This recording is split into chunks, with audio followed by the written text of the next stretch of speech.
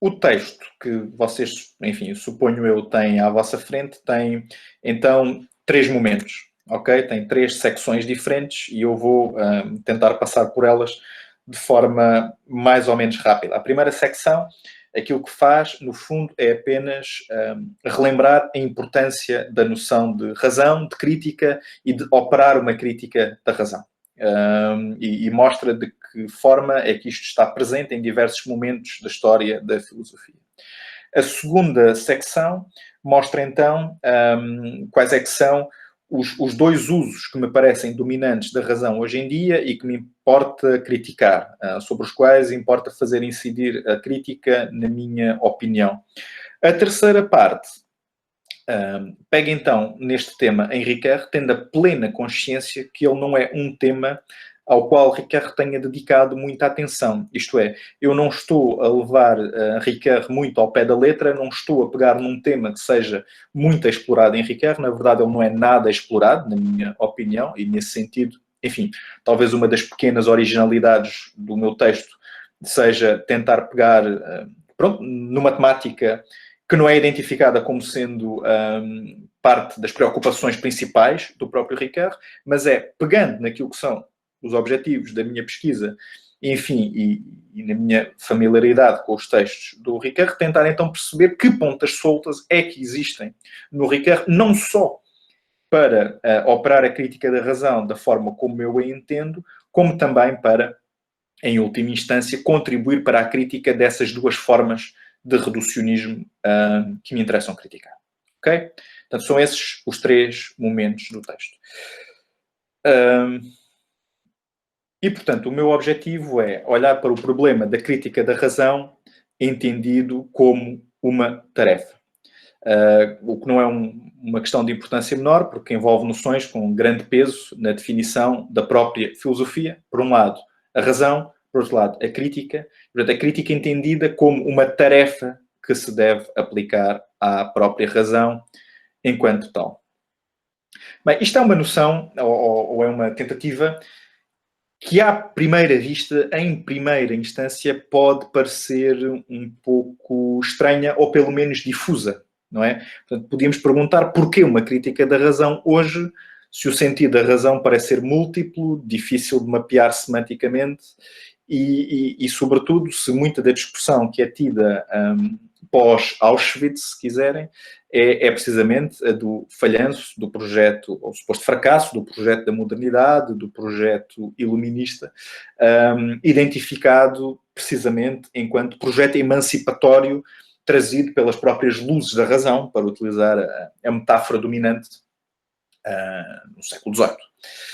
E, tendo isso em conta, aí ainda para mais, até que ponto é que vale a pena continuar a utilizar a noção de razão e encontrar mais um adjetivo, neste caso, enfim, eu utilizo a crítica da razão miserável, se já houve tantas críticas da razão em sentidos tão diferentes, desde, nós vamos passar pela crítica da razão pura, como é evidente, mas já tivemos Sartre a escrever uma crítica da razão dialética, Peter Sloterdijk a escrever uma crítica da razão cínica, mais recentemente, e de forma muito significativa, o Achille Mbembe a fazer a crítica da razão negra. O que é que eu estou a acrescentar com isto? Já lá vamos. Bem, portanto, aqui na primeira parte do meu texto, que eu estou assim mais ou menos a seguir, eu basicamente volto à questão platónica ou aristotélica, ou uma questão platónica, ou uma interpretação conjunta que eu faço de uma questão aristotélica e de uma questão platónica. Que, no fundo, nós nos-íamos perguntar, de alguma maneira, um pouco como Aristóteles faz na Ética a Nicômaco, se existe um ergon próprio, se existe uma função peculiar específica para o humano, nós nos-íamos perguntar se existe ou não, entendido em sentido muito geral, uma tarefa própria da filosofia. Obviamente que existem múltiplas tarefas da filosofia, eu não quero dar definições essencialistas nem exclusivas, mas podemos argumentar que, em certo sentido, o projeto filosófico se identifica até certo ponto, e em sentidos muito precisos e muito específicos, por um lado, como um projeto racional, okay? No contexto do nascimento da filosofia na Grécia Antiga enquanto tal, e por outro lado, e sobretudo desde o projeto moderno, desde Kant, como um projeto de crítica e de crítica da razão, especificamente. É óbvio que a crítica nunca funciona. Enfim, depois podíamos voltar agora a Marx, enfim, e ao Bruno Bauer e aos hegelianos de esquerda e à crítica da crítica, etc. A crítica nunca se exerce no vazio.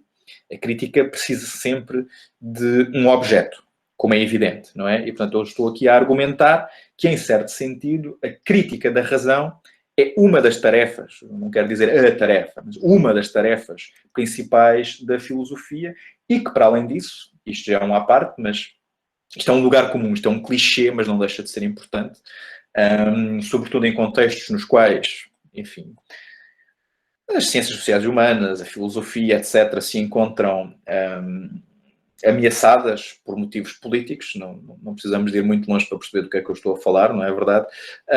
Uma das coisas que a filosofia nos ensina é o valor da crítica enquanto tal. E uma crítica operada com valores supostamente racionais, embora teremos que perceber exatamente o que é que isso significa. E, portanto, eu aqui no início do texto volto um bocadinho ao... Isto é tudo mais do que sabido, eu tenho aqui várias citações que remetem para as fontes originais, mas eu volto um bocadinho ao Logon Didoné, do livro 7º da República de Platão, e que, no fundo, define, de alguma forma, a atividade da filosofia, aqui em tradução mais ou menos livre, mas que eu acho que é feliz em português, como uma atividade de prestar contas, ok? O dar razão de. Então, um duplo sentido, que é o que seria, então, o Logon Didoné, seria uma atividade de justificação do que quer que seja, do dar razões de uma posição, mas também uma espécie de tomada de responsabilidade precisamente por aquilo que se está a justificar, ou seja, dar conta do seu sentido. O que, como eu tento explicar de uma forma mais ou menos rápida, implica duas dimensões, ok? Implica uma dimensão normativa, porque quando nós estamos a justificar, nós, no fundo, estamos a remeter de alguma maneira para os fundamentos últimos, se é que eles existem, mas isto é outra discussão, para os fundamentos últimos daquilo de que estamos a falar, e se aquilo de que estamos a falar é do domínio da ação humana e do domínio dos valores, digamos assim, em última instância estamos a apontar para as normas e valores que justificam aquilo que nós estamos a dizer, mas, por outro lado, o facto disto ter uma dimensão que aponta para o logos significa que esta tarefa é, pelo menos parcialmente, linguística e discursiva. Isto é, hermenêutica. Ok? E, portanto, dimensão normativa, dimensão hermenêutica. E, portanto, a tarefa do esclarecimento, da remissão dos factos para as razões, para os esquemas de causalidade e para a justificação, parece então ser uma das características fundamentais da atividade filosófica, e não esquecendo também, e isto é muito importante para a abordagem da razão que fazemos aqui, que não vale a pena ter, e aqui saindo já do quadro platónico, não vale a pena ter definições essencialistas dos conceitos com os quais lidamos. Essa é também uma das grandes lições da hermenêutica, que é a do pluralismo semântico, se vocês quiserem. Portanto, os conceitos, evidentemente, não são imutáveis, têm uma história, tem uma carga semântica que é variável, que é evolutiva e que, portanto, deve ser abordada criticamente. Ok? Há então que dizer que a crítica da razão acaba por misturar sempre, de alguma maneira, duas componentes. Uma componente que é transhistórica, isto é, não é essencial, não é universal, mas de alguma forma tem um caráter mais ou menos invariante que atravessa a própria história.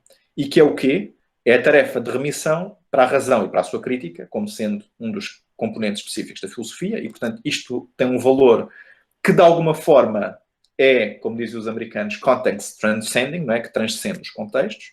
Mas, por outro lado, esta tarefa de crítica da razão tem um caráter que é contingente, histórico e evolutivo. O que significa que não se pode fazer uma crítica da razão válida para todo o sempre.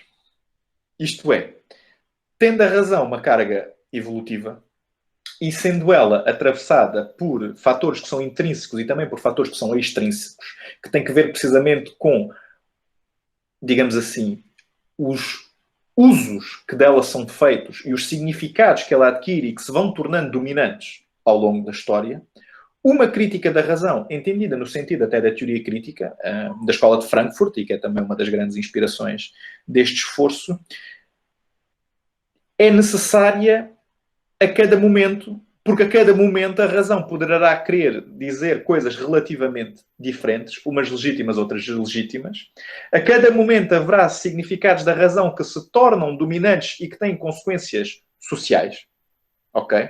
E, portanto, fazemos aqui uma espécie de salto quântico da discussão meramente teórica para a discussão das consequências práticas, sociais, do facto de determinados usos da razão se tornarem dominantes, digamos assim, e, portanto, a crítica da razão, que tem sempre determinados objetivos, e, na boa tradição da teoria crítica, tendo em conta que se pretendem denunciar, de alguma maneira, os usos que se tornam ilegitimamente dominantes da razão e as suas consequências sociais nefastas. O objetivo da crítica da razão é libertar-nos desses usos e, portanto, um dos objetivos é sempre a emancipação, ok? Que tanto pode ser teórica como prática. Já lá vamos ver um bocadinho o que é que isso significa. Essa tarefa está sempre a colocar-se de novo porque o objeto, isto é, aquilo que entendemos por razão e as consequências sociais daquilo que se entende normalmente por razão, também está constantemente a mudar e é evolutivo. Ok? Eu não sei se estou a ser mais ou menos claro no paradigma teórico que estou aqui a colocar. Mais uma vez, se não estiver a ser, digam-me qualquer coisa e eu tento esclarecer. Enfim. E, portanto, aquilo que eu estou a dizer é que a cada momento há uma definição de razão que conta socialmente como válida, há diferentes usos que ela assume e há diferentes práticas sociais que são legitimadas pelos usos dominantes da razão e que incluem procedimentos de inclusão ou exclusão do que conta como racional e que não são meramente teóricos porque também são atravessados por dinâmicas de poder, de controlo e de interesse que vão, evidentemente, muito para lá da mera pretensão à verdade dos enunciados e teses que são avançados no âmbito da discussão racional. Ok?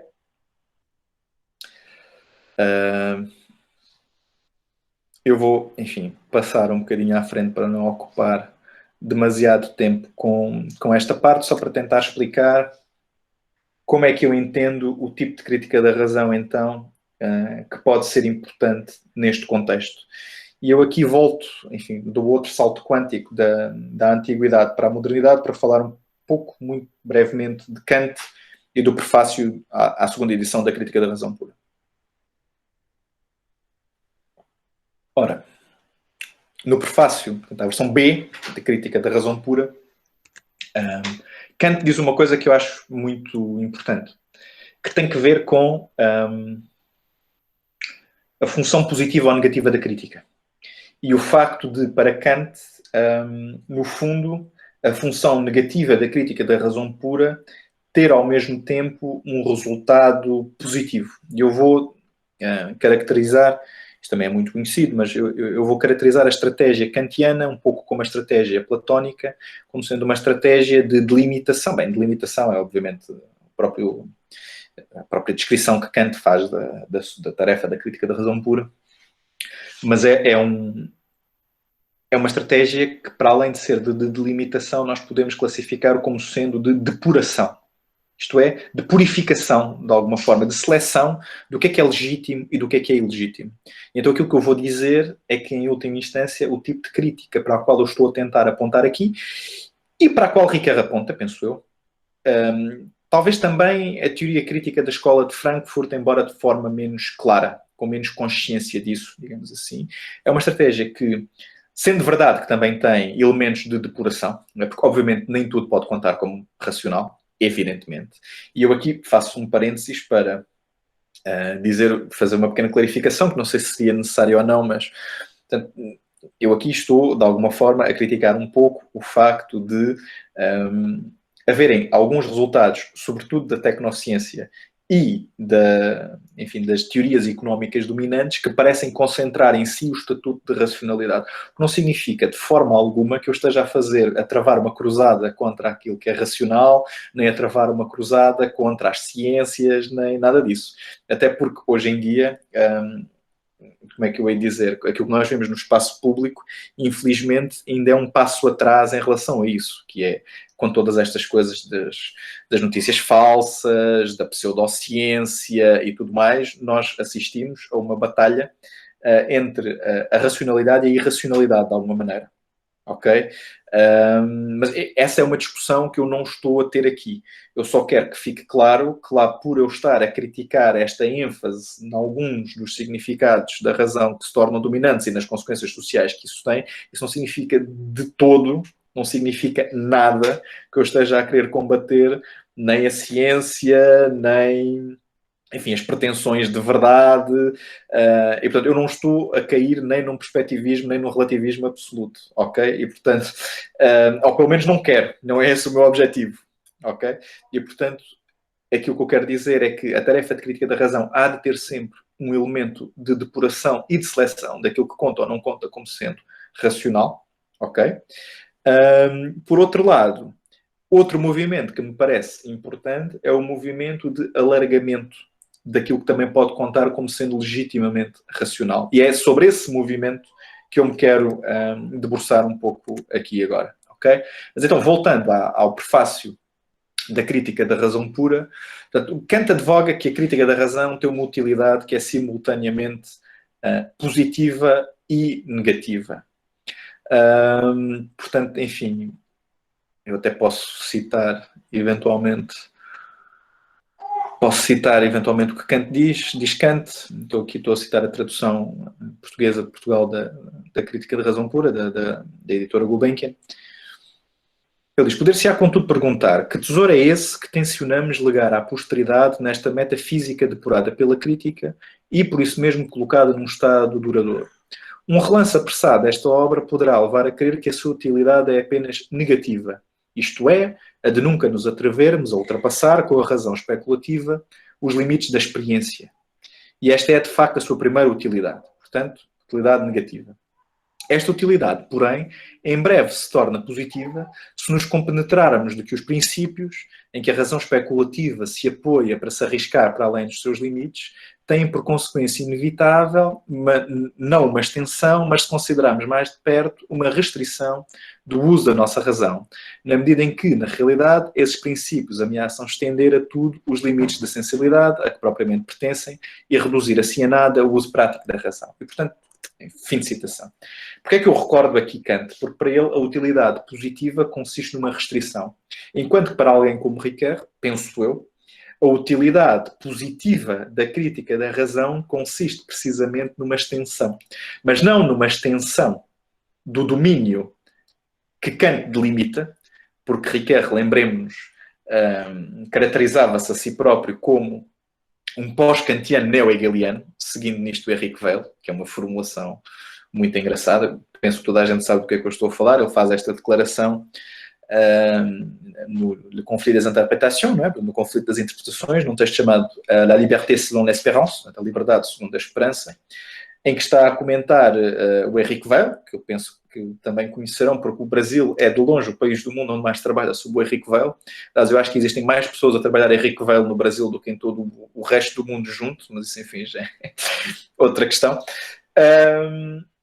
E ele próprio, ou seja, o Henrique Weil considerava-se a si próprio um pós-kantiano neo-hegeliano, o que significava que, em última instância, para dizer a coisa muito rápida, o quadro teórico da filosofia ricoeuriana é um quadro teórico que rejeita o saber absoluto à la Hegel, não é? Portanto, o estádio final, quer da enciclopédia, quer da fenomenologia do espírito, é em nome de um princípio hermenêutico rejeitado por Ricoeur. Porquê? Porque nunca um ser finito como nós somos poderá ter acesso àquilo que se chama o saber absoluto, isto para Ricoeur, não é? E, portanto, de alguma forma, os limites das antinomias traçadas por Kant mantêm-se, isto é, diz Kant, existem perguntas as quais, em virtude da própria forma como nós somos constituídos, nós nunca poderemos deixar de nos colocar, seja, há perguntas que nos vão sempre ressurgir, tais como: será que sou livre ou será que não sou livre? Será que a minha, dizia ele, a minha alma é eterna? Será que existe Deus ou não? No entanto, nós nunca conseguiremos responder a essas perguntas, e daí as antinomias kantianas, etc, etc, etc. Ora, Ricoeur mantém-se fiel a esse princípio e, no entanto, parece-me a mim que existe qualquer coisa, e portanto existe qualquer coisa de Kant que vence Hegel, de alguma maneira. Por outro lado, também existe qualquer coisa de Hegel que vence Kant em Ricoeur e que tem precisamente que ver com uma apropriação muito específica da dialética, de um determinado tipo de dialética que bebe qualquer coisa a Hegel e que, portanto, tem que ver com o quê? Tem que ver com a produção de algo de novo que advém da oposição de posições contrárias, se vocês quiserem, mas que, no entanto, em Ricoeur assume um caráter muito específico porque é, de alguma maneira, transposto do domínio, enfim, da história do espírito ou da história universal, se vocês quiserem, como aparecia em Hegel, porque é transposto para o domínio da hermenêutica. E, portanto, aquilo que nós, se vocês quiserem, a dialética que nós encontramos em Ricoeur, e é certo que nós encontramos uma dialética em Ricoeur, a dialética que nós encontramos em Ricoeur é uma dialética hermenêutica. Okay? Tem que ver com o conflito de interpretações, que é precisamente o título da recolha de artigos de 1969. E, na minha opinião, essa dialética é aquilo que nós podemos considerar como sendo o motor da produção teórica de Ricoeur, porque aquilo que ele está sempre a fazer é uma espécie de alargamento de perspectiva. Porque ele, em relação a qualquer fenómeno, ele vai sempre buscar, ele pretende sempre ter uma espécie de visão exaustiva sobre os diferentes pontos de vista possíveis sobre um determinado fenómeno. Ok? Não os falsos, os verdadeiros. E por isso é que isto é uma espécie de hermenêutica regrada. Existem regras de interpretação que têm que ser seguidas, etc, etc, etc. Se vocês forem a ver, ele pretende analisar o fenómeno da vontade, por exemplo. Parte de um estilo hermenêutico, perdão, de um estilo fenomenológico, em Le Volontaire 1950. No entanto, a determinada altura, apercebe-se que existem pontos cegos na sua interpretação e que existem interpretações radicalmente opostas à sua e que, no fundo, é importante ele inteirar-se delas para tentar ter uma espécie de visão mais aturada sobre o problema da consciência e sobre o problema da vontade. E faz a transição para Freud. Né? E daí temos o livro sobre Freud. Ele lê a obra toda de Freud em alemão em 5 anos, de 60 a 65, e em 1965 publica De l'interprétation, un essai sur Freud, portanto, da interpretação, um ensaio sobre Freud. E, portanto, em minha opinião, aquilo que está em causa no método ricoeuriano enquanto tal, bem para lá das diversas, como é que eu ia dizer, das diversas escolas de pensamento às quais ele adere, bem para lá da fenomenologia, bem para lá, se quiserem, até da própria hermenêutica. Aquilo que está em causa em Ricoeur é uma espécie de método de perspectivismo regrado, se vocês quiserem, porque ele também aplicava por vezes a expressão da polissemia regrada, etc., através da qual ele é criativo, não ignorando a história da filosofia, mas precisamente por, ao coligir diversas interpretações mais ou menos opostas, conseguir ter uma visão mais informada e de alguma forma original, um pensamento original informado, como eu, enfim, cheguei a chamar noutro texto, precisamente por conseguir utilizar um método dialético criativo que é o conflito de interpretações. Portanto, a mim parece-me que um dos resultados da filosofia ricoeuriana, enquanto tal, é este método de alargamento. Ok? Não só de depuração, mas de alargamento. E parece-me que isto pode ser igualmente aplicado de uma forma frutífera à noção de crítica da razão. Ok? E, portanto, neste sentido, se para Kant aquilo que interessava era perceber de que forma, qual é que é o domínio, digamos assim, ao qual nós podemos aplicar pretensões legítimas de conhecimento, para Ricoeur, no fundo, a crítica da razão seria, mais do que a simples depuração, uma operação de alargamento. Ok? Bem, vou talvez pular um bocadinho aqui uma parte do texto em que falo sobre a Escola de Frankfurt. Vocês também têm o texto à vossa frente. Ficamos então com esta noção, por um lado, da importância mais ou menos fulcral da noção de crítica da razão como definição da filosofia, ficamos com esta noção de que a noção de razão é evolutiva e que, ao mesmo tempo, existem usos que se podem tornar dominantes e que esses usos dominantes podem ser ilegitimamente dominantes no sentido em que possam pretender a excluir outros usos da razão que são igualmente importantes, mas que caem fora do âmbito daquilo que é dominante, ok? E vou então passar para a segunda parte do meu texto, que tem que ver então com dois tipos de reducionismo e aquilo a que eu pretendo chamar a crítica da razão miserável.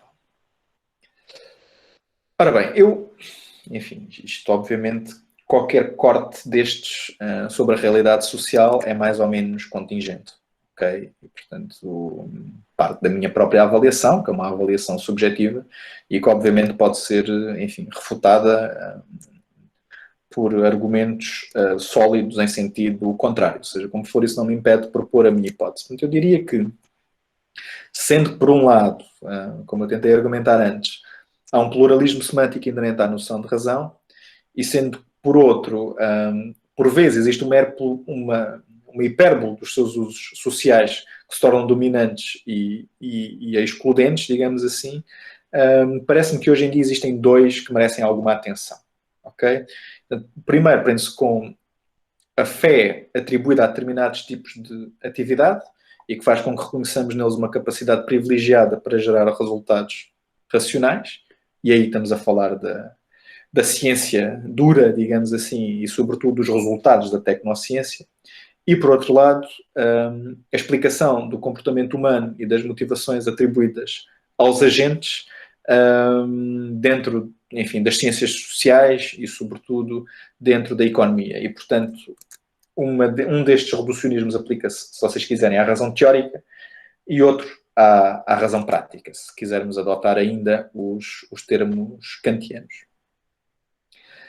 Bem, parece-me a mim, isto pode obviamente ser negado, é uma interpretação, mas do ponto de vista daquilo que podemos chamar uma sociologia do conhecimento, parece-me que o tipo de conhecimento no qual geralmente se pensa poder legitimamente aspirar ao estatuto de explicação causal e validade epistémica é aquilo que é produzido pelas ciências, entre aspas, duras, as ciências exatas, e, portanto, e para além disso, que em virtude de uma inversão pragmática, é frequentemente a capacidade que têm de obter resultados tangíveis, como os produtos da tecnociência, que lhes confere este prestígio.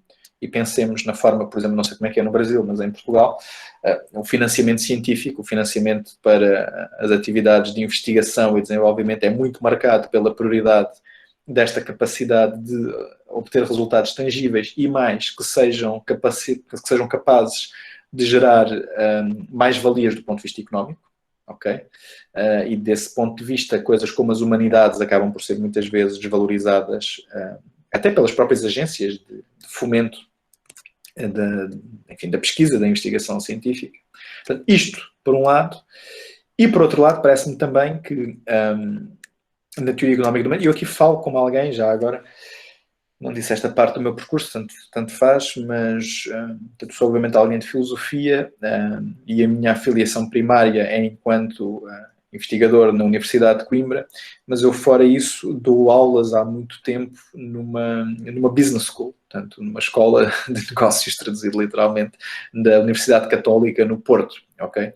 E, portanto, eu tenho contacto todos os anos com 200 a 300 alunos, enfim, eu não tenho contacto direto com eles, porque eu só dou aulas a alguns, mas eu e um conjunto de colegas damos aulas a alunos de Economia e Gestão, e, portanto, estou muito, enfim, até certo ponto familiarizado com algumas das discussões tidas, vamos dizer, dentro da ciência económica, de alguma maneira, e dentro da ciência económica mais ortodoxa ou menos ortodoxa, coisa que também me interessa para poder pensar as bases teóricas daquilo que possamos chamar o capitalismo, ok? E as suas consequências sociais, muitas vezes também elas nefastas, como é evidente, e por outro lado, sobre a forma como os valores, ou a ética, se vocês quiserem, são ou não são pensados dentro deste âmbito, ok? E na medida em que estamos a falar de outra disciplina com uma preponderância social muito grande naquilo que é a orientação das políticas públicas, naquilo que é o debate público, enfim, na esfera pública habermasiana, se vocês quiserem, parece-me que confrontar a forma como é entendida a ação humana neste âmbito também tem a sua relevância.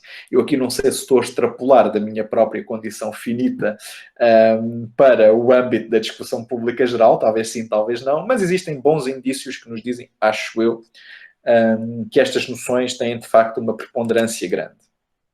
E, portanto, na teoria económica dominante, a definição de comportamento humano que nós encontramos, quase por definição, é racional. Enfim, formulei isto mal, peço desculpa.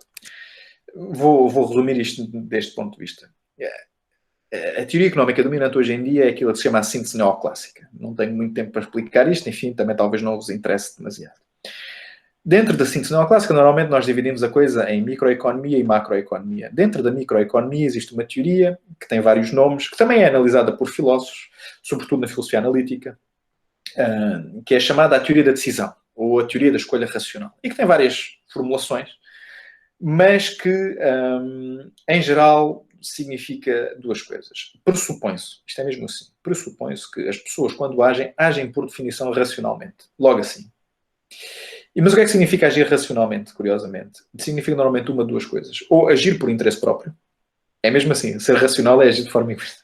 Ou agir por interesse próprio, ou agir de forma a maximizar a sua utilidade esperada, o que depois, em última instância, é modelizável e que serve como um preditor do comportamento humano, nomeadamente através das curvas de utilidade, etc. Ora, para alguém com uma formação filosófica mínima, tudo isto é extremamente estranho. Depois, também como base da teoria económica dominante, nós temos uma versão de outra coisa que é muito discutida, como nós sabemos, no âmbito da filosofia moral, que é a dicotomia entre factos e valores. Ok?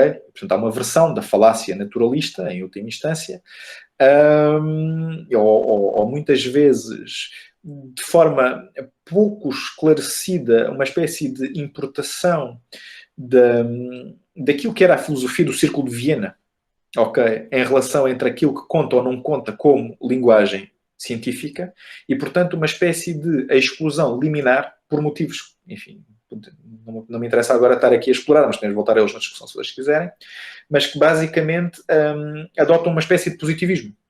Isto é, para uma determinada disciplina poder aspirar ao legítimo de cientificidade, há que excluir de forma liminar das suas considerações o âmbito das avaliações subjetivas, que é como quem diz dos valores.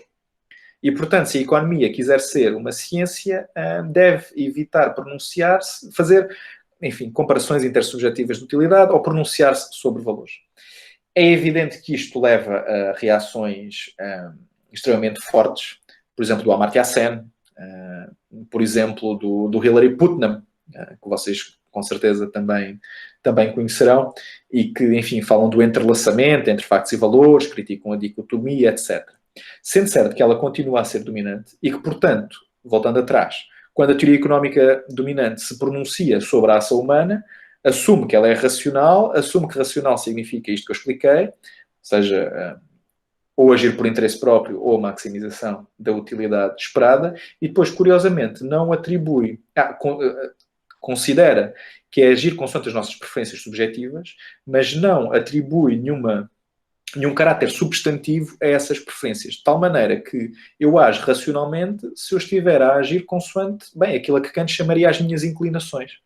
E, portanto, não nos pronunciamos de uma forma objetiva. Por exemplo, fumar é racional ou irracional? A teoria económica dominante responderá sempre depende. Se você gostar de fumar, então fumar é racional. E se eu o apanhar a fumar e você estiver a fumar, você está a agir racionalmente. Se você não gostar de fumar e eu estiver a apanhar a fumar, há aqui qualquer coisa que está errada, porque você não está a comportar-se consoante a ordem das suas preferências subjetivas, sim, que tem uma ordenação e um conjunto de propriedades que agora também não interessa, e portanto aí você está a agir racionalmente. Mas não é suposto você agir irracionalmente. Você deve sempre agir racionalmente. E portanto, há aqui, por um lado, uma espécie de exagero da estimação, digamos assim, da forma como nós agimos ou não agimos de uma forma racional, e depois, por outro lado, a redução quase ridícula, esquemática, daquilo que significa agir racionalmente a um conjunto de preferências subjetivas que, em última instância, são auto-interessadas. ok? Isto é a negação total de qualquer tentativa, por exemplo, de definir a moral, a autonomia da esfera da moral, em sentido kantiano, ou aquilo que vocês quiserem. E, no entanto, vocês ficariam surpreendidos se soubessem quantas das nossas decisões de mercado ou quantas das nossas políticas públicas são baseadas em modelos deste género. O que me parece especialmente preocupante e também, enfim, motivador de uma reação. Passando um pouco à frente, porque é que eu chamo estes dois usos sociais da razão, que me parecem, por um lado, dominantes e, por outro lado, com consequências potencialmente nefastas, porque é que eu chamo a uma razão caracterizada por estes dois usos uma razão miserável? Bem, aqui eu diria que, no fundo, se nós formos a ver, ambas estas formas são formas de racionalidade instrumental, digamos assim. Mas, ao mesmo tempo, ao verem-lhes ser atribuída uma importância de tal ordem que quase eclipsam alternativas concebíveis de razão, também são dois tipos de reducionismo. E então, eu proponho chamar uma razão reduzida a estas características uma razão miserável, sendo que ela é miserável, isto é uma mera metáfora, no duplo sentido de uma razão pobre, ok, e de uma razão triste. Eu digo no texto, tomo isto como uma metáfora com poder expressivo e figurativo. É pobre porque é teoricamente insuficiente para captar a riqueza do pluralismo semântico da noção de razão e daquilo que pode contar como um resultado racional. E é triste porque me parece que leva, em última instância, a resultados que são condenáveis e votados ao fracasso, porque arriscam-se a cair naquilo que Hegel chamava uma espiral de mal infinito. E aqui, se quisermos depois entrar nas consequências sociais, podemos começar a falar da austeridade, mas isto enfim, é uma coisa que não cabe no âmbito deste texto, mas é uma coisa que me interessa. Também entra no domínio deste âmbito da crítica da razão miserável. Bem, uma forma de entrar nisto, embora não o faça propriamente no texto, é criticar o capitalismo e, nomeadamente, o capitalismo académico, do qual eu falo muito brevemente. Ou seja, parece-me que uma das consequências sociais indesejáveis de tudo isto é a forma como disciplinas que não pertençam, digamos assim, ou que não produzam o tipo de resultados, ou que não tenham um conhecimento que possa aspirar ao tipo de conhecimento que aqui é considerado como sendo racional por excelência, acabam por ser negligenciadas. Ok? Tem uma perda de prestígio, têm consequências do ponto de vista mesmo do seu financiamento público e vêm-se de alguma forma menorizadas em relação àquilo que é verdadeiramente racional, sendo que muitas vezes o que é racional é de uma forma perversa reconduzida àquilo que pode ser visto como sendo útil e aquilo que é útil como sendo o lucrativo. Ok? E aqui, enfim, há autores que escrevem sobre o estatuto e a crise das humanidades enquanto tal, desde a Marta Nussbaum até, por exemplo, o Nunzio Ordine, o professor italiano, também tem um livro muito... Não sei, por acaso, eu não sei se ele está publicado no Brasil, mas está publicado em Portugal, chamado Utilidade do Inútil, em que basicamente, enfim, mostram como o paradigma neoliberal aplicado à universidade, isto é uma coisa também muito discutida na América do Sul, como é evidente, tem as consequências nefastas, enfim, todos nós sabemos do que é que estamos a falar. Não é? Estamos a falar do paradigma produtivista, estamos a falar da precariedade das relações académicas, enfim, que já era endémica noutros lados, mas que invadiu de uma forma completamente total, quase, a universidade e faz com que, hoje em dia, os académicos não só tenham que publicar, porque se não publicarem, entre aspas, morrem, não é? Portanto, publish or perish, faz com que as nossas disciplinas tenham que se adaptar a modelos de avaliação que são próprios da física, mas não são próprios, enfim, da especificidade daquilo que nós fazemos, como sejam, por exemplo, os fatores de impacto e tudo mais. E depois, enfim, eu estou a falar de um conjunto realidades que nem todas elas estão relacionadas, nem todas elas estão relacionadas entre si, mas fazem todas parte deste amplo complexo de fenómenos que estamos aqui a analisar. Mas depois ainda tem outra coisa, que é, precisamente, em virtude do facto daquilo que é apontado como sendo importante e racional ser o produto, e muitas vezes o produto ou de uma tecnociência, ou pelo menos de qualquer coisa que pode acrescentar valor, ou seja, que pode ser lucrativo, faz com que disciplinas que sejam consideradas, entre aspas, ciência fundamental e não ciência aplicada, e isto, quer dizer, é tão aplicável à matemática como é às humanidades, sejam, de alguma forma, menosprezadas por esse conjunto de políticas públicas, porque não são marketizáveis o suficiente, não são monetizáveis o suficiente, etc, etc, etc. E, portanto, este é um dos... e depois, enfim, poderíamos entrar aqui em todo um outro domínio de discussão, que a mim também me interessa, e tem que ver com o tipo de subjetividade que é produzido através deste modelo, não é? Que, no fundo, é um modelo empresarial e que, enfim, invadiu a universidade e que entraria... Não sei se vocês estão familiarizados com os estudos do Luc Boltanski e da Eve Chiapello, portanto, enfim, um sociólogo e uma economista, que hoje em dia também é socióloga, franceses, e que escrevem o Novo Espírito do Capitalismo, não é? O Nouvel Esprit du Capitalisme, que é um livro muito importante, de 1999, e onde falam, pronto, enfim, isto é um parênteses, é uma à parte, mas onde eles fazem uma análise que a mim me parece bastante certeira da forma ideológica, digamos assim, como as pessoas são levadas a agir dentro do capitalismo, isto é, porque é que não se faz uma reflexão ampla sobre a forma como o sistema funciona, porque é que, sendo um sistema que é irracional para muitas pessoas, no sentido em que haverá sempre imensa desigualdade e muitas pessoas estarão sempre reduzidas a trabalhar para o trem, etc., porque é que não existe a consideração de formas alternativas de organização social, etc. Isso tem tudo a ver com a mobilização ideológica que é feita pelos próprios discursos associados ao capitalismo, etc. Não vamos entrar por aqui, mas onde eles acabam por analisar a última fase na altura do espírito do capitalismo como sendo o espírito, enfim, do empreendedorismo e daquilo que eles chamam a cidade por projetos, onde no fundo nós somos todos, de alguma forma, empreendedores de nós mesmos e temos é que desenvolver aquilo que se chama as soft skills e tudo mais, e em que e as figuras que interessam são o gestor de projetos, aquela pessoa que é flexível e é capaz de se adaptar, sendo que isso ao mesmo tempo, evidentemente, esconde, o discurso sobre a flexibilidade esconde evidentemente, as condições reais de precariedade que subjazem a todo o sistema e uma transferência do risco para o indivíduo, etc, etc, etc. Poder-se-ia dizer que dentro deste paradigma a figura do académico empreendedor, digamos assim, acaba por ser comparável à do empreendedor noutros domínios da vida, ok?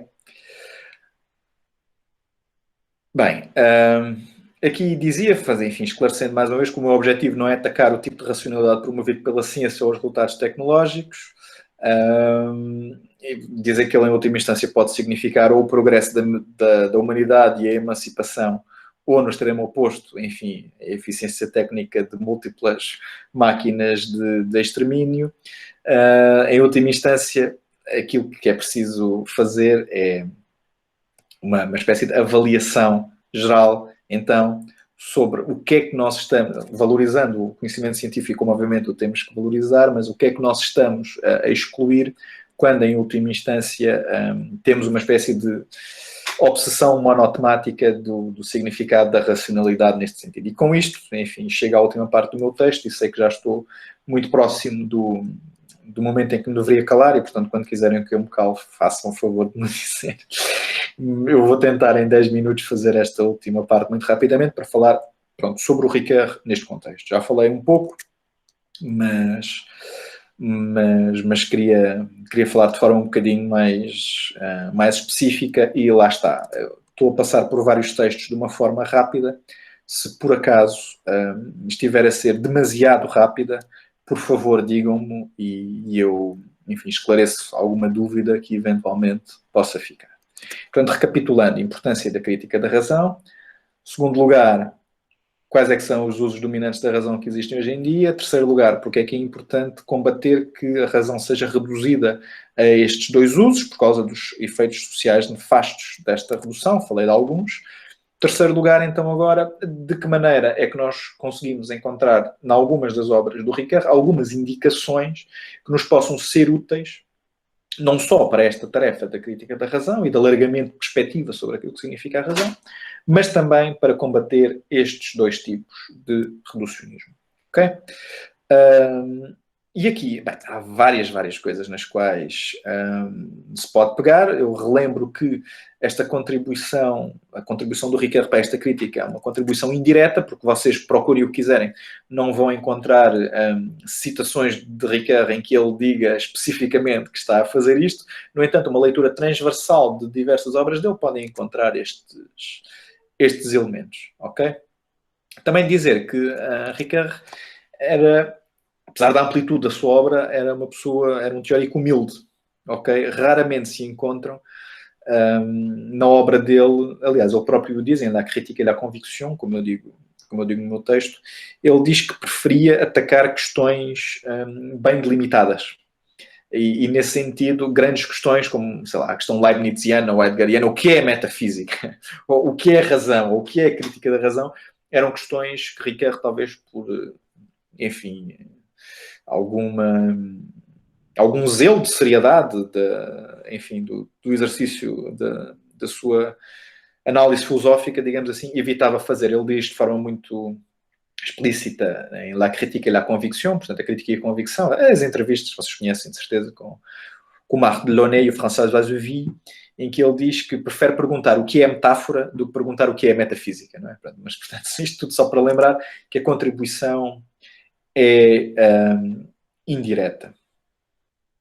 Bem, eu já falei em relação à tarefa da crítica da razão propriamente dita, em que medida é que o kantismo pós-hegeliano de Ricard e o conflito de interpretações como exercício hermenêutico próprio da metodologia ricardiana é um conflito produtivo. E portanto, não preciso de voltar a repetir isto, basta-nos ter mais ou menos em conta que isto acaba por resultar numa posição epistemológica mais ou menos perspectivista, de um perspectivismo regrado, digamos assim. É regrado porque é possível encontrar critérios para defender a superioridade de algumas interpretações em relação a outras, não é? Esta é a diferença entre Nietzsche e Ricard, por exemplo, não é? A Nietzsche diz, bem, não há factos, só interpretações, algo ao qual Ricard responderia, bem, para já sim, existem factos, obviamente, e quanto ao facto de existirem múltiplas interpretações e de haver uma tendência para que a interpretação seja potencialmente universal, no sentido em que há sempre interpretações novas que podem ser trazidas ao texto na colisão entre o mundo do leitor e o mundo do texto, como Ricard fala em Du texte à l'action, né? do texto à ação, apesar de haver uma tendência para a universalidade da interpretação, para a interpretação ser algo que pode sempre continuar, nada nos diz que todas as interpretações são boas. Obviamente que há interpretações falsas, obviamente que há uma superioridade de algumas interpretações em relação a outras, e obviamente que há toda uma criteriologia que tem que ser adotada para se poder aferir que interpretações é que são boas, e isso faz-se sobretudo naquilo que chama a colisão entre o mundo do texto e o mundo do leitor. Ok? Então, isto é só um parênteses para explicar a questão do perspectivismo regrado. Aqui a teoria da interpretação e o do texte à l'action, etc., tem alguns elementos importantes para pensar isto. Mas então, por um lado existe isto, por outro lado existe a posição de Ricard em relação à linguagem, ok? E que aponta sempre, portanto, o que eu estive a fazer até agora foi a apontar o pluralismo semântico associado à noção de razão, digamos assim. E aquilo que encontramos em Ricard é uma defesa do pluralismo semântico do curro. Okay? E é aquilo que ele faz ao analisar a rede semântica da ação, ao analisar, por exemplo, alguns fenómenos como o fenómeno do reconhecimento. Okay? Se vocês tiverem na cabeça o último texto do Ricard, enfim, o último texto, isto é, o último livro publicado em vida, não estou a falar do Vivo até à Morte, não é? O Vivo até à Morte é um texto que é produzido quando Ricard está, enfim, no leito de morte e que é publicado póstumamente. O último livro publicado por Ricard, com Ricard vivo, é o Percurso do Reconhecimento, não é? Portanto, o Parcours de la Reconnaissance. E se vocês virem, aquilo que Ricard faz, precisamente, é apontar para a pluralidade semântica da noção de reconhecimento na história da filosofia. E depois aquilo que ele tenta fazer, falando de uma polissemia regrada, precisamente, é perceber quais é que são as principais instâncias dos significados, da noção de reconhecimento ao longo da história e depois tentar construir um percurso coerente para tentar mostrar, então, o que é que significa, afinal de contas, o reconhecimento. Enfim, entrando numa linha de debate, que é muita linha de debate do Axel Honneth, do Charles Taylor, etc, etc, uma linha de debate, sobretudo com os neo-hegelianos, e que a mim também me interessa particularmente, mas, enfim, na qual não vou entrar aqui. Terceiro elemento, através do qual a teoria hermenêutica de Ricard é interessante para perceber a própria possibilidade de uma crítica da razão que amplie, em vez de reduzir os significados legítimos de razão, é a sua teoria da imaginação. Okay? Teoria da imaginação, que é uma teoria ainda pouco explorada em Ricard, acho eu, apesar de... enfim, os principais existem... Sei lá, isto é complicado, mas existem, talvez... Vou dizer isto assim, talvez 3 pessoas que se dediquem de forma muito... Nós esquecemos sempre de alguém, como é evidente, não é? Mas existem 3 pessoas que se dedicam de forma muito aturada à questão da imaginação em Ricard, uma por domínio linguístico, se vocês quiserem, portanto, no domínio dos estudos anglófonos sobre Ricard, o George Taylor, não é? Que fez a edição da Ideologia e Utopia, das Lectures on Ideology and Utopia. No domínio francófono é o Jean-Luc Amalric, o editor da Etude Ricardienne, e depois, no contexto lusófono, a Patrícia Lavelle, creio eu.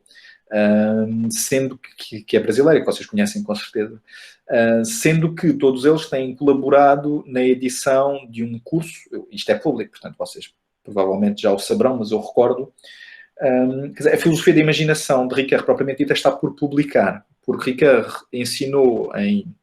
Agora não me quero enganar, isto vai ficar gravado, mas se me enganar também...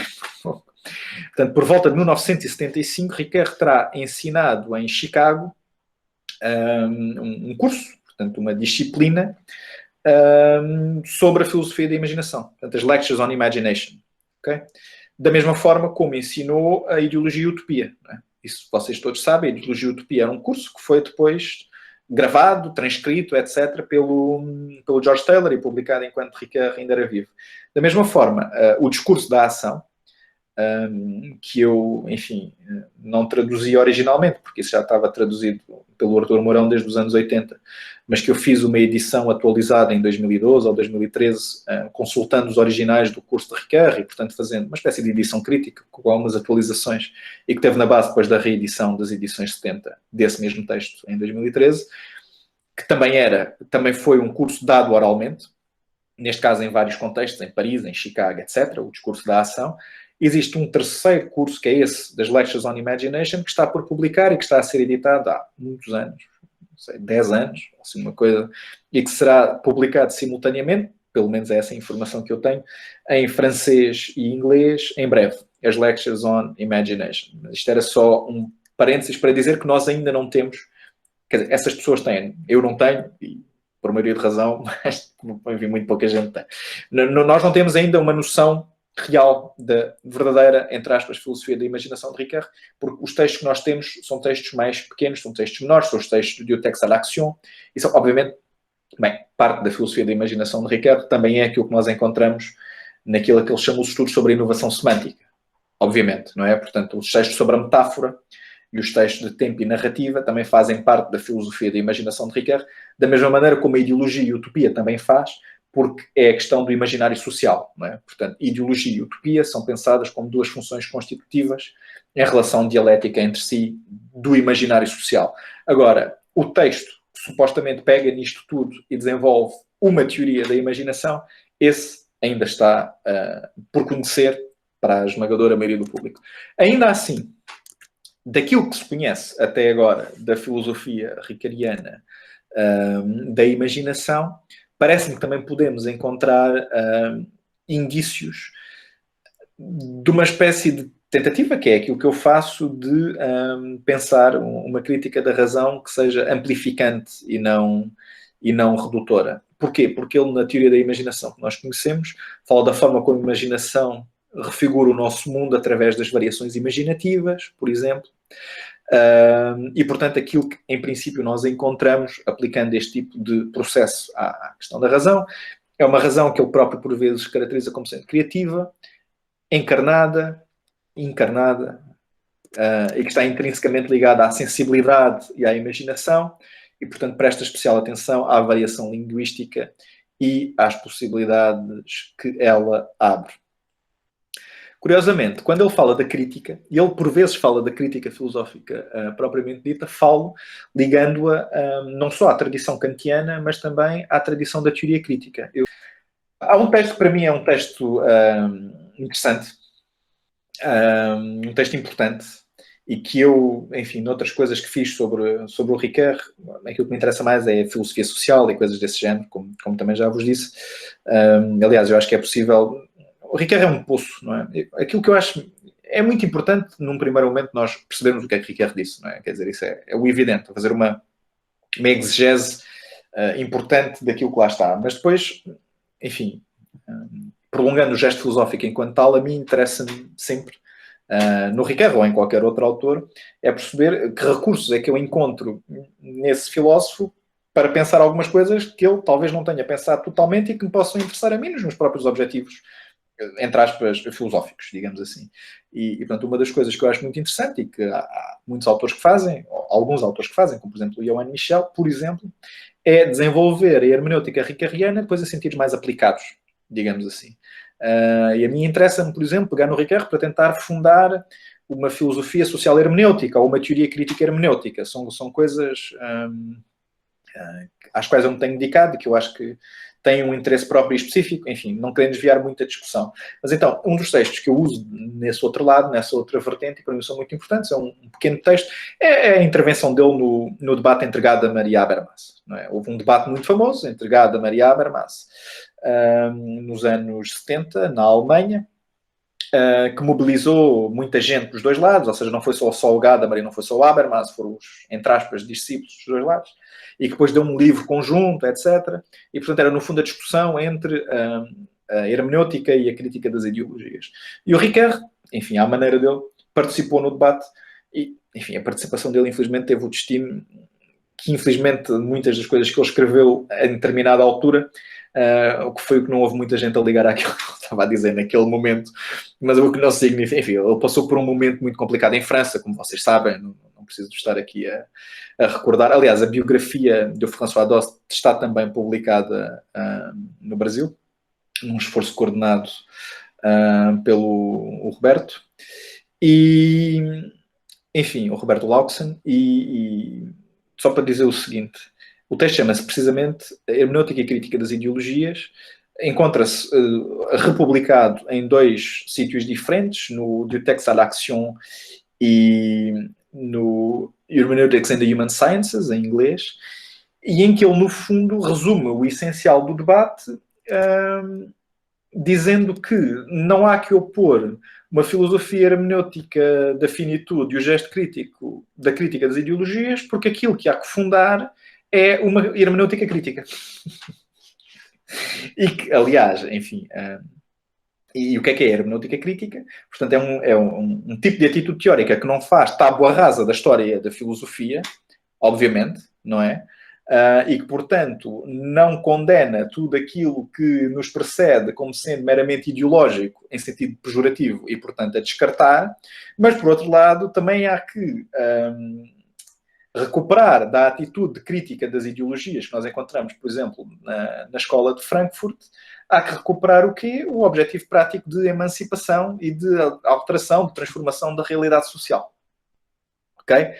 E a isto ele chama uma hermenêutica crítica. Isto depois é explorado por outros autores, como o John D. Thompson, por exemplo, que é um autor que escreve precisamente um ensaio. Aliás, é o editor do Hermeneutics and the Human Sciences, em inglês, em 1981. Depois escreve aquilo que foi, penso eu, na altura, a sua tese de doutoramento, que se chama Critical Hermeneutics, e que hoje em dia é recuperada, sobretudo, vocês devem conhecer, mas existe uma revista científica internacional que não é Etude Ricardienne, é Critical Hermeneutics, precisamente, que é uma revista dirigida por um colega nosso italiano, um grande Ricardienne, que é o Vinizio Busacchi, e que tenta publicar textos, todos eles, na linha de uma hermenêutica crítica, tentando prolongar, de alguma maneira, o gesto inaugural dessa atitude do Ricard.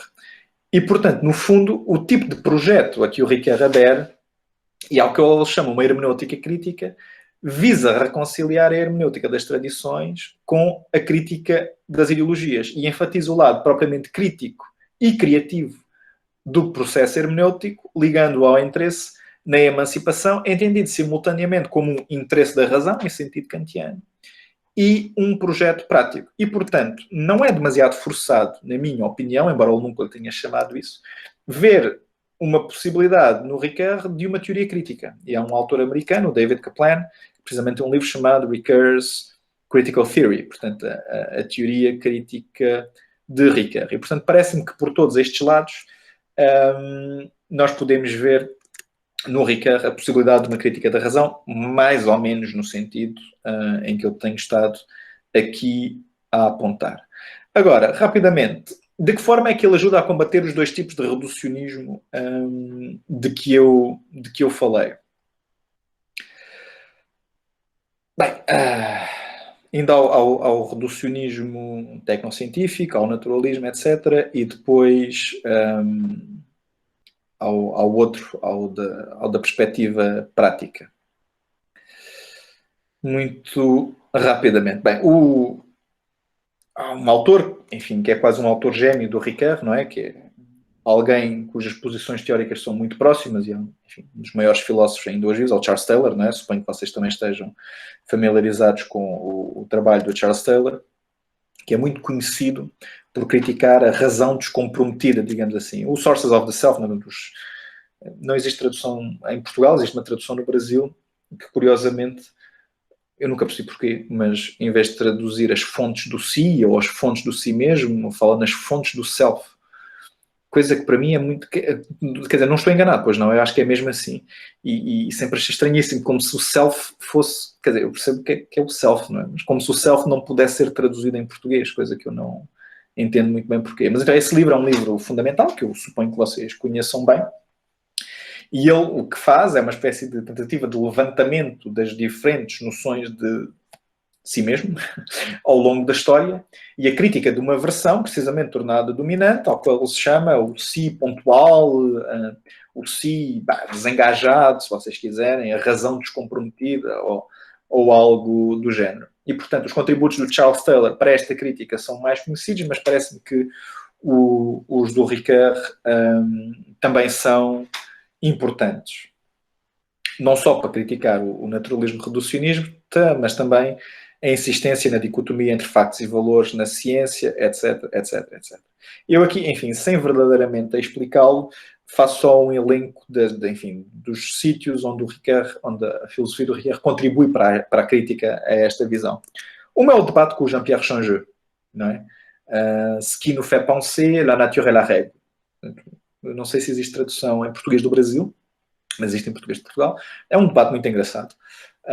Não sei se o Ricard ganha o debate em toda a linha, penso que não, mas é uma troca de perspectivas bastante interessante entre um neurocientista e um filósofo, aquilo que nos faz pensar a natureza e a regra. Nomeadamente na forma como expressa a sua visão da relação entre a mente e o corpo, e, nomeadamente, a relação entre as perspectivas de primeira pessoa e de terceira pessoa. Mas, curiosamente, em relação ao naturalismo propriamente dito, que é como quem diz, a tentativa, enfim, o naturalismo quer dizer muitas coisas e, obviamente, que há noções de naturalismo que são perfeitamente legítimas, têm que ver, por exemplo, com a forma como nós pensamos, a nossa consciência, etc., é determinada evolutivamente, etc. Eu não estou a tentar criticar nenhuma dessas noções, ok? No entanto, a redução da perspectiva de primeira pessoa como sendo ilusória e completamente reduzida a explicações no sentido causal de terceira pessoa, etc., isso é que pode causar problema, e é isso que Ricoeur critica até certo ponto no debate com o Changeux. Mas esta crítica já vem de trás. Por exemplo, logo na primeira obra, o Le Volontaire et l'Involontaire, a obra de 1950, aquilo que nós encontramos é uma abordagem fenomenológica que, na altura, implicava uma crítica de um tipo de reducionismo dominante na psicologia da altura, que era o behaviorismo. Okay? Portanto, quando o Ricoeur adota um método eidético e descritivo que ia para lá da mera ligação de um agente às supostas causas do seu comportamento, assim distinguindo aquilo que é voluntário daquilo que é involuntário na nossa ação, aquilo que estava em causa era uma rejeição deste tipo de perspectiva naturalista no sentido redutor do termo. Okay? Mais tarde, e é preciso não esquecer que o Ricoeur serve de introdutor a tudo. Tudo, enfim, estou a exagerar, mas o Ricoeur serve de introdutor à fenomenologia em França, não é? É ele que traduz as ideias do Husserl em 1950. Mentira, é aquela história que vocês conhecem. O filósofo vai para a guerra. O filósofo tem um espaço muito limitado na sua mochila. O filósofo só pode levar um livro para a guerra. Qual é que é o livro que o filósofo leva para a guerra? As ideias do Husserl. O filósofo é capturado 2 semanas depois de ter ido para a guerra. O que é que o filósofo faz? Tem a sorte de ser filósofo e francês, não ser judeu nem nada disso, portanto não vai para um campo de concentração, fica num campo de prisioneiros, na Pomerânia, onde consegue, juntamente com outras pessoas, montar uma universidade clandestina, o que não deixa de ser curioso. Para prisioneiro de guerra as coisas não lhe correram muito mal. O que é que o filósofo faz durante os seus anos de captura? O filósofo traduz as ideias do Husserl nas margens, sem recursos a dicionários, nem nada disso. Bem, enfim, isto significa o quê? Que ele desde, sei lá, 40, que ele está a traduzir aquilo, mas o livro a tradução é finalmente publicada. Portanto, eu suponho que o homem tenha trazido a sua versão traduzida nas margens e a tenha passado a limpa em casa, à máquina de escrever, e ele publica a tradução comentada, que foi pioneira em França, não é? Como vocês sabem, das ideias orientadoras para uma fenomenologia, em 1950. Mas o Ricoeur depois introduz tudo o resto, inclusive os seus contrários, não é? Ou seja, aqueles filósofos com os quais ele poderia ter uma relação mais longínqua, mais distante, e que tinham, como é que eu ia dizer, posições muito diferentes da sua, mas que ele não deixava de considerar muito importantes, precisamente dentro de uma estratégia de alargamento de perspectiva que eu acho que era a sua. Nomeadamente, ele funda em 1970 e qualquer coisa com o François Wahl, como vocês com certeza sabem, uma coleção de filosofia numa editora muito prestigiada, a SEI, uma coleção chamada L'Ordre Philosophique, L'Ordre Philosophique, Ordem Filosófica, na qual ele publicava os seus próprios textos, mas muitos outros. Portanto, é graças ao Ricoeur, isto vocês devem saber, por exemplo, é graças ao Ricoeur que se publica, bem, neste caso, alguém da sua própria escola, a primeira tradução francesa do Gadamer, não é? Do Verdade e Método. Mas também é o Ricoeur responsável pelas primeiras traduções de Frege, em francês, por exemplo. Ou das primeiras traduções, eu aqui não quero dar uma informação factualmente errada, mas eu penso que muito daquilo que vem, quer de Wittgenstein, quer da filosofia da linguagem comum, eu aqui peço desculpa, mas eu odeio a tradução filosofia da linguagem ordinária, porque faz-me sempre lembrar algo muito mais prosaico. Mas algumas das primeiras traduções, sim, dos filósofos que, na linha da Anscombe, etc., estamos a falar do Austin, do Searle, são publicados na L'Ordre Philosophique do Ricoeur. E são eles que levam, no final dos anos 70, à tentativa do Ricoeur de conciliar, de alguma forma, a perspectiva fenomenológica com a perspectiva da filosofia da linguagem, etc. E, portanto, é também ao Ricoeur que nós devemos um pouco introduzir. É também ele que faz o prefácio à Condição Humana, da Hannah Arendt, etc. Ele tinha esta capacidade de fazer circular as tradições de pensamento, fazer tradições de pensamento que não se conheceriam de outro modo, entrarem em diálogo através da sua própria filosofia. E, portanto, ele faz isto, por um lado, trazendo, por exemplo, a tradição analítica para a França, por outro lado, ensinando a tradição continental nos Estados Unidos, em Chicago, não é? Portanto, ele contribui de uma forma que, a meu ver, é mais ou menos única para este diálogo, que eu acho que é um diálogo interessante. E, portanto, voltando àquilo que eu estava a dizer, quando ele faz a sua primeira recepção da filosofia analítica e, sobretudo, do segundo Wittgenstein e da filosofia da linguagem comum, e isto ele faz no discurso da ação, ou seja, 15 anos antes de Soi Même comme un autre, que é publicado em 90, ele já faz isto no discurso da ação. Aquilo que nós encontramos é precisamente uma crítica ao positivismo lógico e um elogio do progresso que a filosofia da linguagem comum, do Searle, do Austin, etc., representou em relação ao positivismo lógico. Recupera a importância de uma explicação teleológica, tal como aparece em Charles Taylor, não meramente causal, etc. E quando analisa a rede conceptual da ação, ou seja, a noção de agente, a noção de motivação, etc., precisamente reduzindo, ou melhor, recusando a identificação do motivo com a causa, aquilo que encontramos é já uma prefiguração daquilo que ele fará mais tarde, que é uma crítica da ontologia de eventos sem agente, como é a do Donald Davidson, e que ele faz em Sua Mesmo como a Noutro, a favor de uma filosofia da ipseidade, entendida como uma forma aberta de identidade, etc, etc, etc. Também faz a defesa da subjetividade e do corpo próprio, advogando um dualismo semântico no debate com o Jean-Pierre Changeux, etc.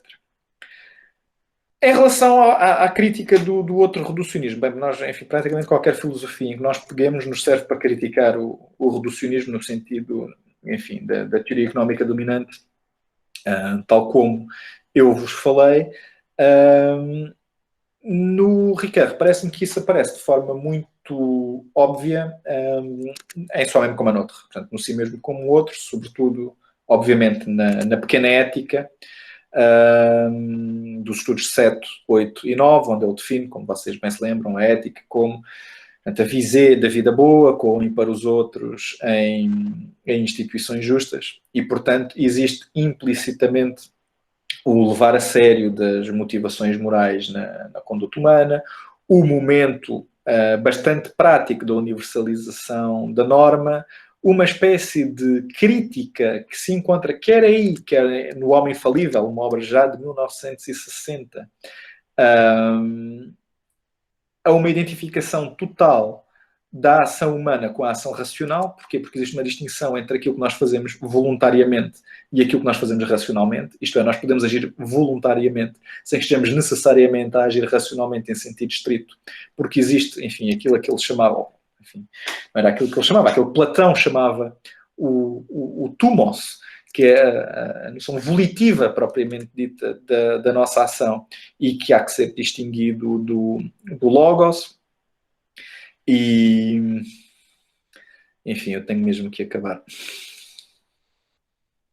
E depois ainda existe uma coisa curiosa em relação às consequências nefastas destes usos dominantes da razão, que é uma espécie de anticapitalismo latente em Ricoeur. Vocês podem achar que isto é brincadeira, mas não é. Existe uma entrevista muito interessante que ele faz com o Michel Rocard, que na altura, uma entrevista dos inícios dos anos 90, na altura Michel Rocard era primeiro-ministro francês, e onde Ricoeur faz, há livros até escritos sobre isto, onde Ricoeur faz uma espécie de apologia de uma crítica do capitalismo entendida como uma tendência do mesmo para a mercantilização. E o Ricoeur tem muitos textos muito pouco conhecidos de intervenção cívica, okay? De intervenção intelectual. O Ricoeur era, como vocês sabem, era um liberal, não é? Portanto, também, outro dos autores que ele contribui para introduzir é o próprio John Rawls, em França. Mas era alguém de uma esquerda protestante moderada, pelo menos na maior parte da vida, porque em Novo era marxista. Isto eu também não sei se vocês sabem ou não, mas em Novo, Ricoeur chegou a ser marxista por breves momentos. E, portanto, isto tudo para dizer que uma crítica do problema do capitalismo académico, da desvalorização das humanidades, etc., não sendo algo que ele tenha feito explicitamente, é outra coisa para a qual nós encontramos alguns indícios na obra dele. E, portanto, em conclusão, enfim, posso basicamente repetir o que estava no meu texto, portanto, abertura ao pluralismo semântico dos fenómenos, recusa do reducionismo naturalista, defesa da pluralidade de perspectivas, subscrição até mesmo de uma crítica do capitalismo, são algumas das tendências que encontramos na filosofia ricoeuriana e que, cada uma à sua maneira, contribuem para levar a cabo uma crítica destes dois reducionismos da razão, que em conjunto formam aquilo que eu me proponho chamar a razão miserável. Eu não faço ideia se o Ricoeur subscreveria o meu diagnóstico. Também não é isso que interessa, não é? Porque lembra-se que o Ricoeur defendia na sua hermenêutica fazer uma apologia da autonomia semântica dos textos. Isto é, contra a hermenêutica romântica de um Schleiermacher, que reduzia o significado do texto à intenção do seu autor. Ricoeur basicamente apontava, como vocês sabem, para o facto simples, nós não fazemos a mínima ideia do que é que ia na cabeça do autor e de não ser isso o mais importante. Isto é, não quer dizer que anything goes, não é isto. Anything goes é a coisa do Feyerabend. Não quer dizer que tudo seja possível enfiar dentro de um texto. Obviamente que a interpretação tem que ser regrada, como eu vos disse. Mas, em última instância, o texto, a partir do momento em que é publicado, inscreve-se numa esfera mais ou menos objetiva e está aberta à pluralidade das interpretações. E, portanto, não é que eu me esteja a borrifar para aquilo que disse o Ricardo, não é que não importa, obviamente importa, eu não sei se ele concordaria com o diagnóstico que eu faço, mas a mim parece-me que uma das possibilidades que nós encontramos na obra dele é esta, ok?